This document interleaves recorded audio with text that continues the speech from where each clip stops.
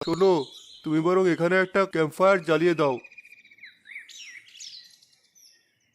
কি বলে রিফাত বাবা? কে কে কি ফায়ার? হ্যাঁ হ্যাঁ হ্যাঁ, ক্যাম্প ফায়ার। আচ্ছা বাদ দাও, তুমি এখানে কিছু কাঠ জ্বালিয়ে দাও। যা শীত পড়েছে, আমরা এখানে বসে ওই আগুন পোহাবো। ও, এই কথা। আচ্ছা, আমি এখনই ব্যবস্থা করছি। রিফাত, তোর বারবিকিউয়ের কি অবস্থা? কিছুই তো দেখছি না। দেখ, মেয়েটা কেমন শীতে কাঁপছে। আহারে, গায়ের সোয়েটারটাও তো দেখছে একদম ছিঁড়ে গেছে। এই মেয়ে, শোনো। আমাকে ডাকছেন ভাইয়া? হ্যাঁ হ্যাঁ, তোমাকেই ডাকছি, এদিকে এসো। জি ভাইয়া, বলুন। এই নাও চকলেট, এটা তোমার জন্য। না না ভাইয়া, আমার লাগবে না। কেন লাগবে না? নাও। আর কি নাম তোমার? এই ভয়ঙ্কর শীতে অমন ছিয়া সুইটার পরে আছো কেন? না পরে কি করব আপা? এটা ছাড়া তো আমার কাছে শীতের কাপড় নেই। আহারে, নাম তো বললে না তোমার। আমার নাম তমা।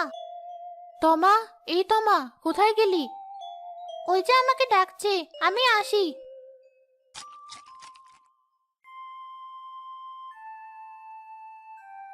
এ কি? এটা তুই কোথায় পেলি? বল, কোথা থেকে চুরি করেছিস এত দামি চকলেট? বিশ্বাস করুন দাদি, এটা আমি চুরি করিনি। এটা তো আমাকে ওই আপা ভাইয়েরা দিয়েছে। মুখে মুখে তর্ক! এমন মার মারবো তখন বুঝবি। আরে, রান্নাঘর থেকে তোমার গলার আওয়াজ আসছে মনে হচ্ছে। তাই তো, চল তো গিয়ে দেখি। কে হয়েছে দাদি? ওকে তুমি বকছো কেন? বকবো না তো কি করবো? আর তোদেরও বলি হারি, ব্যাগ ট্যাগ সাবধানে রাখবি না? ওই দেখ, তোদের ব্যাগ থেকে দামি চকলেট চুরি করে খাচ্ছে। ছি ছি দাদি, এসব তুমি কি বলছো? ওটা তো ও চুরি করেনি, ওটা তো আমরাই ওকে দিয়েছি। দেখলেন তো খালাম্মা, আমরা গরিব হতে পারি কিন্তু চোর না। ওই চকলেট দেওয়ার আর মানুষ পেলি না? কুকুরের পেটে কি ঘি সহ্য হয়? এসব বলো না তো দাদি।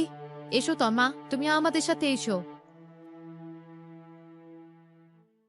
আদিক কেতা, ছোট মুখে একটা বড় কথা বলি খালাম্মা। ওই মেয়ের সাথে আপনার নাতিপুতিদের মিশতে দিয়েন না। এই চুপ কর! যাক বাবা, আমি আবার কি করলাম?